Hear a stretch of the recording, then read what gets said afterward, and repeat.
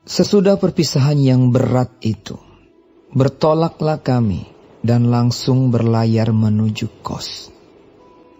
Keesokan harinya sampailah kami di Rodos dan dari situ kami ke Patara. Di Patara kami mendapat kapal yang hendak menyeberang ke Fenisia. Kami naik kapal itu lalu bertolak. Kemudian tampak Siprus di sebelah kiri, tetapi kami melewatinya dan menuju ke Syria. Akhirnya tibalah kami di Tirus, sebab muatan kapal harus dibongkar di kota itu. Di situ kami mengunjungi murid-murid dan tinggal di situ 7 hari lamanya.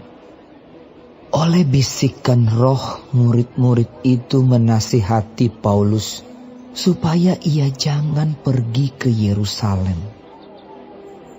Tetapi setelah lewat waktunya, kami berangkat meneruskan perjalanan kami. Murid-murid semua dengan istri dan anak-anak mereka mengantar kami sampai keluar kota. Dan di tepi pantai kami berlutut dan berdoa. Sesudah minta diri, kami naik ke kapal dan mereka pulang ke rumah. Dari Tirus kami tiba di Ptolemais dan di situ berakhirlah pelayaran kami. Kami memberi salam kepada saudara-saudara dan tinggal 1 hari di antara mereka. Pada keesokan harinya kami berangkat dari situ dan tiba di Kaisarea. Kami masuk ke rumah Filipus, pemberita Injil itu, yaitu satu dari ke-7 orang yang dipilih di Yerusalem, dan kami tinggal di rumahnya. Filipus mempunyai 4 anak dara yang beroleh karunia untuk bernubuat. Setelah beberapa hari kami tinggal di situ, datanglah dari Yudea seorang nabi bernama Agabus. Ia datang pada kami, lalu mengambil ikat pinggang Paulus.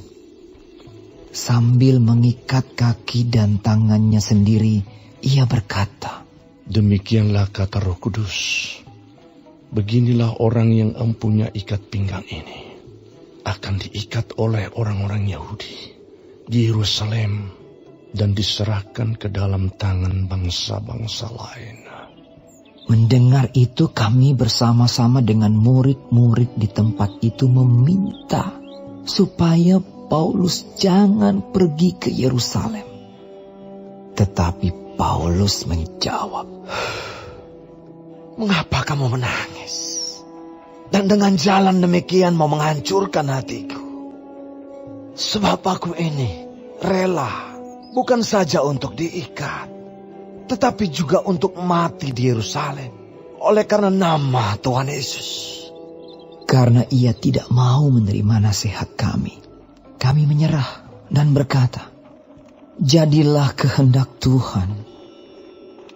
Sesudah beberapa hari lamanya tinggal di Kaisarea, berkemaslah kami, lalu berangkat ke Yerusalem. Bersama-sama dengan kami turut juga beberapa murid dari Kaisarea. Mereka membawa kami ke rumah seorang yang bernama Manason. Ia dari Siprus dan sudah lama menjadi murid. Kami akan menumpang di rumahnya. Ketika kami tiba di Yerusalem, semua saudara menyambut kami dengan suka hati. Pada keesokan harinya, pergilah Paulus bersama-sama dengan kami mengunjungi Yakobus.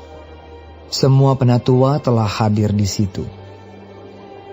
Paulus memberi salam kepada mereka, lalu menceritakan dengan terperinci apa yang dilakukan Allah di antara bangsa-bangsa lain oleh pelayanannya. Mendengar itu mereka memuliakan Allah. Lalu mereka berkata kepada Paulus, "Saudara, lihatlah, beribu-ribu orang Yahudi telah menjadi percaya, dan mereka semua rajin memelihara hukum Taurat. Tetapi mereka mendengar tentang engkau, bahwa engkau mengajar semua orang Yahudi yang tinggal di antara bangsa-bangsa lain untuk melepaskan hukum Musa. Sebab engkau mengatakan supaya mereka jangan menyunatkan anak-anaknya dan jangan hidup menurut adat istiadat kita. Jadi, bagaimana sekarang?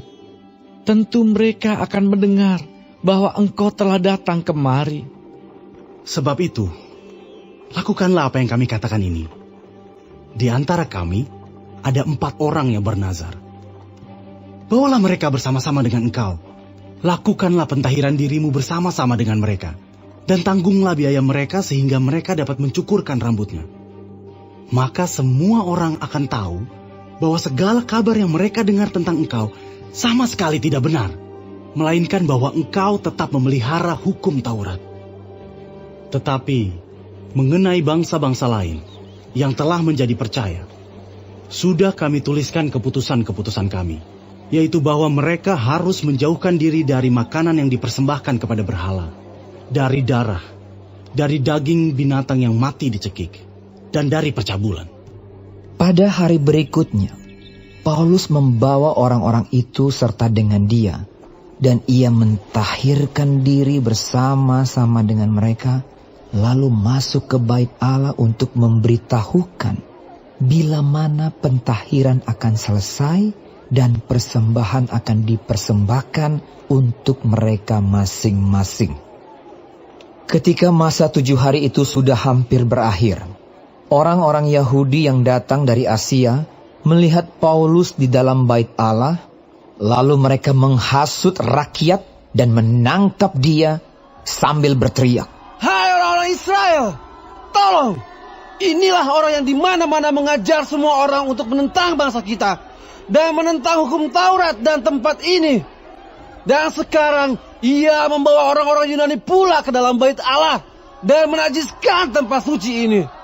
Sebab mereka telah melihat Trofimus dari Efesus sebelumnya bersama-sama dengan Paulus di kota, dan mereka menyangka bahwa Paulus telah membawa dia ke dalam bait Allah. Maka gemparlah seluruh kota, dan rakyat datang berkerumun, lalu menangkap Paulus dan menyeretnya keluar dari bait Allah, dan seketika itu juga semua pintu gerbang bait Allah itu ditutup. Sementara mereka merencanakan untuk membunuh dia, sampailah kabar kepada kepala pasukan bahwa seluruh Yerusalem gempar. Kepala pasukan itu segera bergerak dengan prajurit-prajurit dan perwira-perwira dan maju mendapatkan orang banyak itu.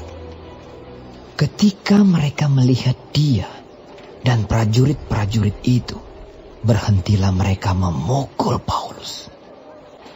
Kepala pasukan itu mendekati Paulus, menangkapnya, dan menyuruh mengikat dia dengan 2 rantai. Lalu bertanya siapakah dia dan apakah yang telah diperbuatnya. Tetapi dari antara orang banyak itu, ada yang meneriakkan kepadanya ini, ada pula yang meneriakkan itu. Dan oleh karena keributan itu, ia tidak dapat mengetahui apakah yang sebenarnya terjadi. Sebab itu, ia menyuruh membawa Paulus ke markas. Ketika sampai ke tangga, Paulus terpaksa didukung prajurit-prajurit karena berdesak-desaknya orang banyak yang berbondong-bondong mengikuti dia sambil berteriak, "Enyahkanlah dia!" Ketika Paulus hendak dibawa masuk ke markas, ia berkata kepada kepala pasukan itu, "Bolehkah aku mengatakan sesuatu kepadamu?" Jawabnya, "Tahukah engkau bahasa Yunani? Jadi engkau bukan orang Mesir itu yang baru-baru ini menimbulkan pemberontakan dan melarikan 4.000 orang pengacau bersenjata ke padang gurun?" Paulus menjawab, "Aku adalah orang Yahudi dari Tarsus, warga dari kota yang terkenal di Kilikia. Aku minta supaya aku diperbolehkan berbicara kepada orang banyak itu." Sesudah Paulus diperbolehkan oleh kepala pasukan, pergilah ia berdiri di tangga dan memberi isyarat dengan tangannya kepada rakyat itu. Ketika suasana sudah tenang, mulailah ia berbicara kepada mereka dalam bahasa Ibrani. Katanya,